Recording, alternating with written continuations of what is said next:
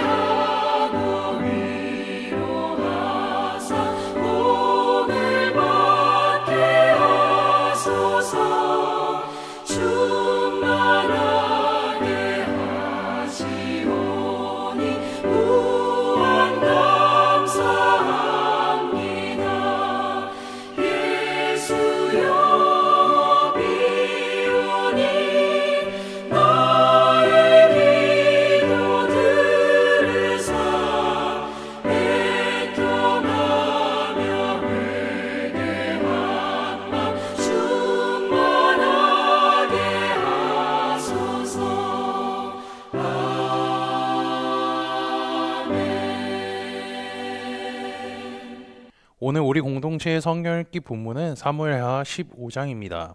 그중 1절에서 12절까지를 읽고 말씀을 나누도록 하겠습니다. 그 후에 압살롬이 자기를 위하여 병과 말들을 준비하고 호위병 50명을 그 앞에 세우니라.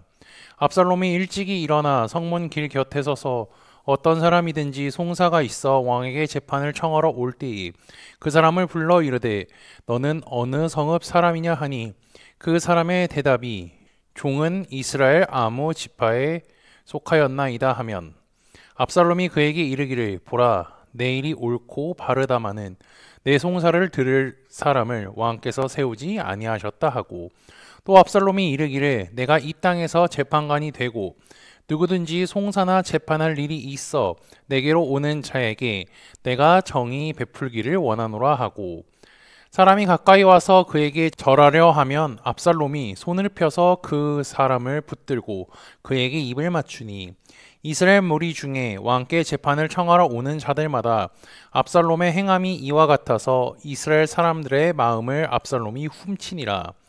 4년 만에 압살롬이 왕께 아뢰되 내가 여호와께 서원한 것이 있사오니 청하건대 내가 헤브론에 가서 그 서원을 이루게 하소서. 당신의 종이 아람 그술에 있을 때에 서원하기를 만일 여호와께서 반드시 나를 예루살렘으로 돌아가게 하시면 내가 여호와를 섬기리이다 하였나이다. 왕이 그에게 이르되 평안히 가라 하니 그가 일어나 헤브론으로 가니라. 이에 압살롬이 정탐을 이스라엘 모든 지파 가운데에 두루 보내 이르기를 너희는 나팔 소리를 듣거든 곧 말하기를 압살롬이 헤브론에서 왕이 되었다 하라 하니라. 그때 청함을 받은 200명이 압살롬과 함께 예루살렘에서부터 헤브론으로 내려갔으니 그들은 압살롬이 꾸민 그 모든 일을 알지 못하고 그저 따라가기만 한 사람들이라. 제사 드릴 때 압살롬이 사람을 보내 다윗의 모사 길로 사람 아히도벨을 그의 성읍 길로에서 청하여 온지라. 반역하는 일이 커감에 압살롬에게로 돌아오는 백성이 많아지니라. 아멘. 압살롬은요, 자신이 높아지기 위해 철저히 준비합니다. 그가 하는 행동과 방법을 보면요, 매우 똑똑한 사람이라는 것을 알 수가 있습니다. 그는 자신의 말과 행동을 통해 이스라엘 백성들의 마음을 자기 편으로 되돌리고 있습니다. 그러한 행동이 1절에서 6절에 나와 있죠. 사실 압살롬은 왕이 되는 것 외에는 다른 것에 관심이 없었습니다. 그가 자신을 위하여 병과 말을 준비하고 호위병을 세웠다는 행동은요, 사무엘상 8장에서 사무엘이 왕정제도에 대해 설명하는 과정에서 병과 말이 나오는 것을 우리는 읽었습니다.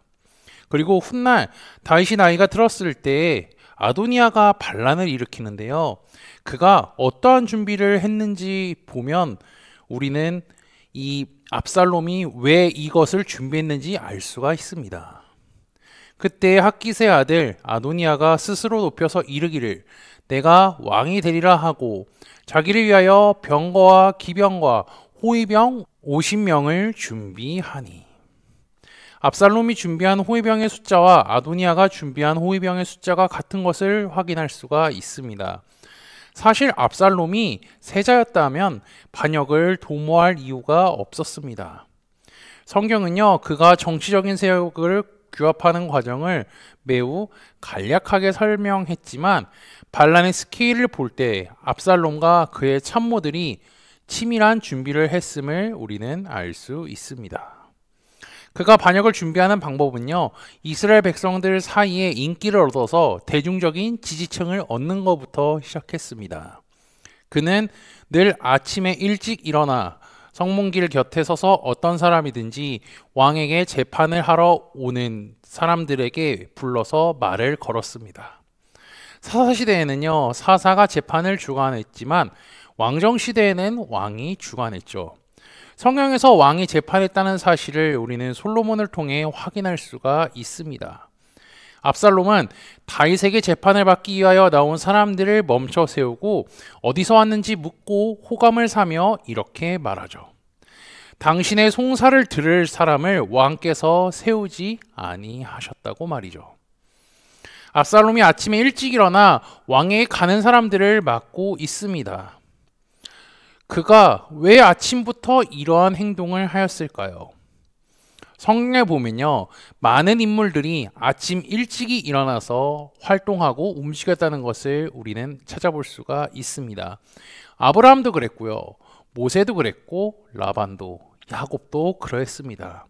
게다가 여호수아도 일찍 일어났습니다. 그뿐 아니라 다윗도 일찍이 일어나서 하루를 시작했던 사람이었죠. 그것은 우리가 사무엘상 말씀을 통하여서 확인할 수 있는데요, 제가 한 구절만 읽어드리겠습니다. 다윗이 아침에 일찍이 일어나서, 사무엘상 17장 말씀이죠. 다윗이 아침 일찍 일어났다는 사실을요, 왕자들만 알고 있었을까요? 아닙니다. 백성들도 모두 다 알고 있었습니다. 그렇기 때문에 그에게 송사를 올리기 위한 사람들은 아침 일찍부터 준비해서 나온 것이죠. 압살롬은 그래서 아침에 나온 겁니다. 그러면서 백성들이 다윗에게 나가는 것을 막으면서 이렇게 말합니다.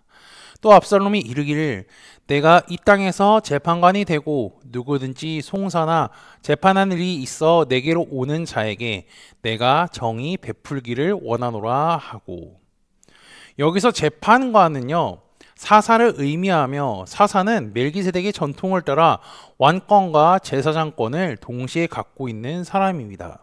물론 사무엘 시대에 와서 왕권과 제사장권이 분리가 되지만 압살롬은 자신이 그와 같은 사람이 되기를 원한다고 말하고 있습니다. 다윗 왕이 있는데도 불구하고요, 자신이 왕이 되고 싶다는 말입니다.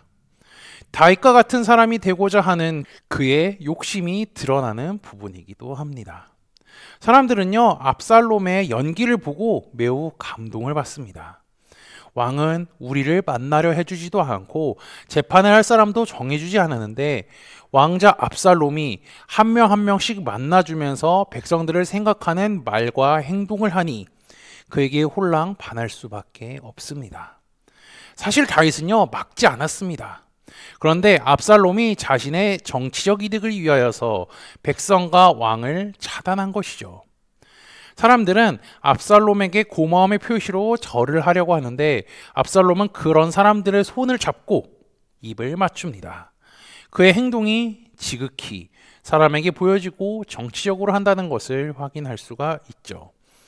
그런 모습을 본 사람들은 압살롬을 보면서 어떠한 생각을 했을까요? 그를 좋아했습니다. 감동받았습니다. 그를 다윗 왕보다 더 따르길 원했습니다. 압살롬은 이러한 행동을 통하여서 사람들을 자기 편으로 만들기 시작했죠. 만약에 한 나라의 정치 지도자가 찾아와서 나의 이야기를 들어주고 내 편이 되어준다는 행동을 취한다면 기분이 어떨까요? 우리가 TV나 뉴스에서도 보지만 정치인들이 무슨 큰 문제가 일어났을 때, 큰 어려움이 닥쳤을 때 하는 행동이 뭐죠?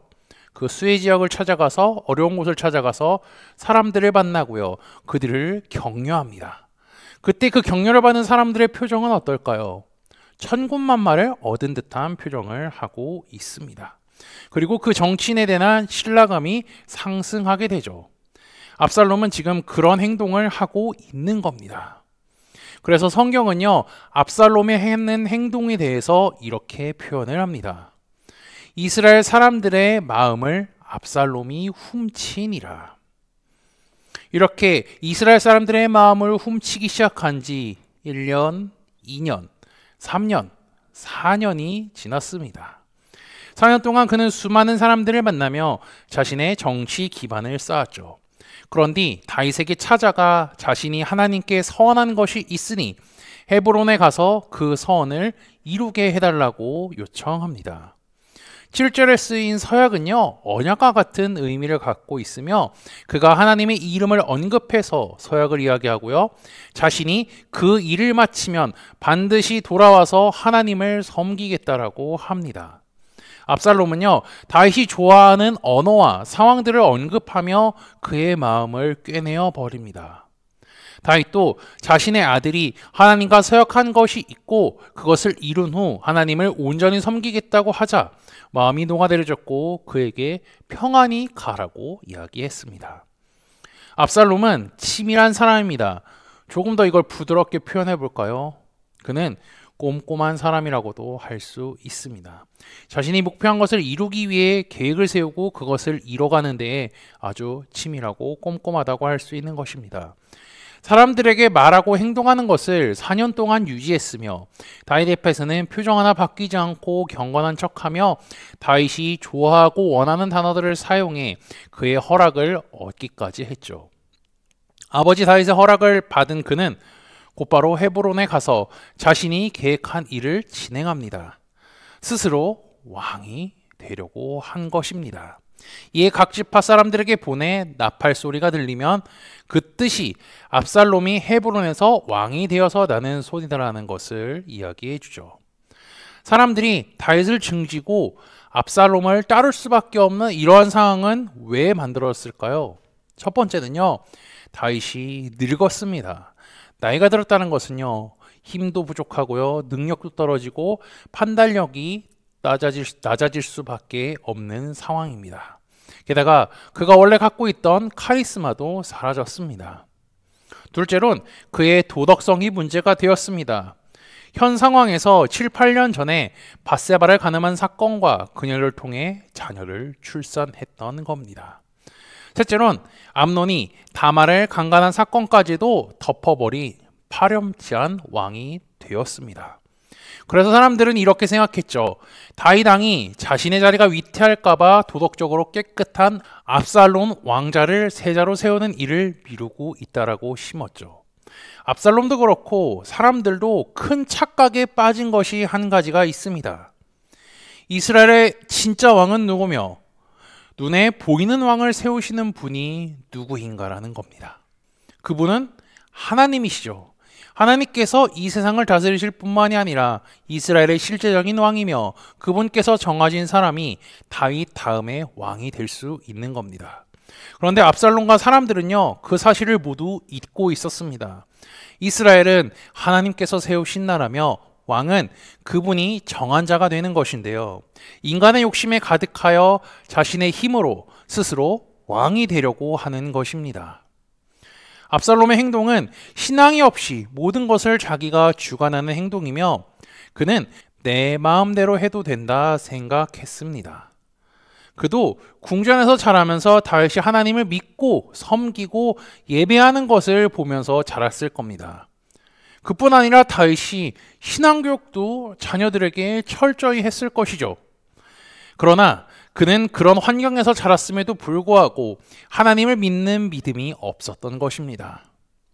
우리는요, 다윗이 시편에 고백했던 정의를 통해 압살롬이 어떠한 사람인지 표현할 수가 있죠. 압살롬은 어떤 사람일까요? 복 없는 사람이라고 할 수 있고 악인이라고 할 수 있습니다. 우리가 잘 알고 있는 시편 1편에서 복 있는 사람에 대해서 정확하게 이야기해주고 있습니다. 복 있는 사람은 악인들의 꾀를 따르지 아니하며 죄인들의 길에 서지 아니하며 오만한 자들의 자리에 앉지 아니하고 오직 여호와의 율법을 즐거워하여 그의 율법을 주야로 묵상하는도다. 그리고 악인은 이와 같이 행동하지 않는다고 하죠. 압살롬은 복 있는 사람의 행동이 아닌 복 없는 사람, 악인들의 행동을 따라하고 있습니다. 압살롬의 행동을 생각하셔 그와 같이 복 없는 사람이 아닌 하나님의 말씀을 즐거워하고 묵상하며 그의 말씀에 순종하여 복 있는 사람으로 살아가는 코너스톤 형제자매들이 되시기를 주님의 이름으로 축복합니다. 다 함께 찬송가 220장 찬양하시겠습니다.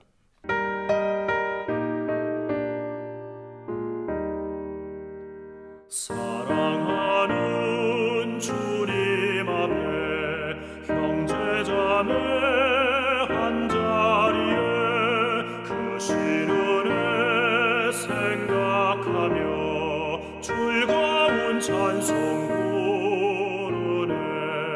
내 주 예수 본을 받아 모든 사랑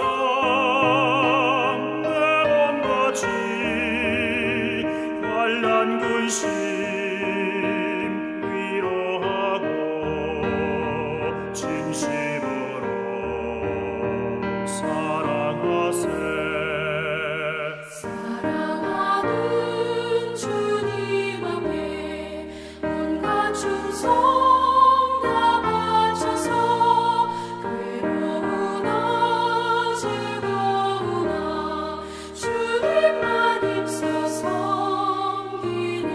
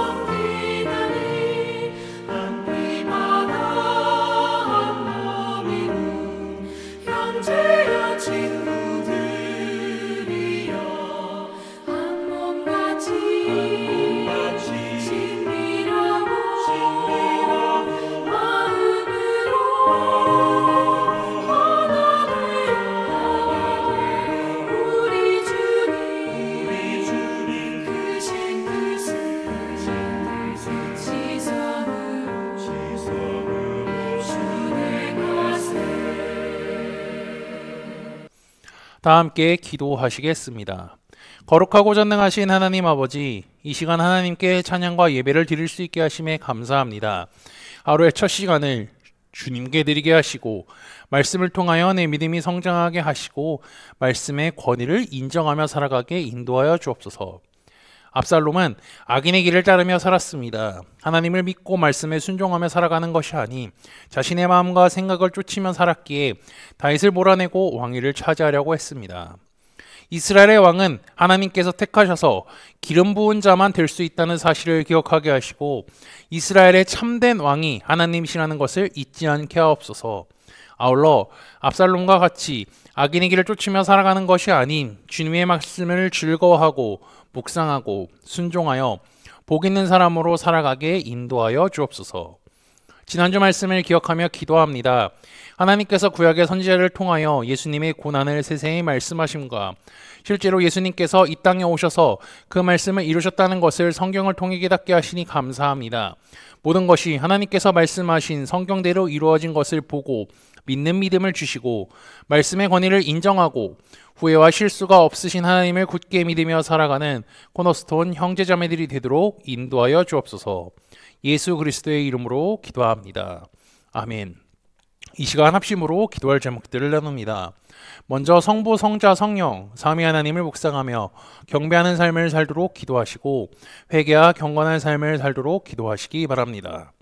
교회를 이끌어가시는 살아가는 담임 목사님과 사역자들을 위해 기도해 주시기 바라며 오늘 진행되는 어른 소그룹 소풍을 위해 매주 화요일에 진행되는 열왕기와 성역 공부와 목요 목회자 세미나를 위해 금요 기도회를 위해 소그룹원들을 위해 환우의 건강과 회복을 위해 각자 가지고 계신 기도의 제목들을 놓고 기도하시기를 바라며 오늘도 주 안에서 승리하십시오.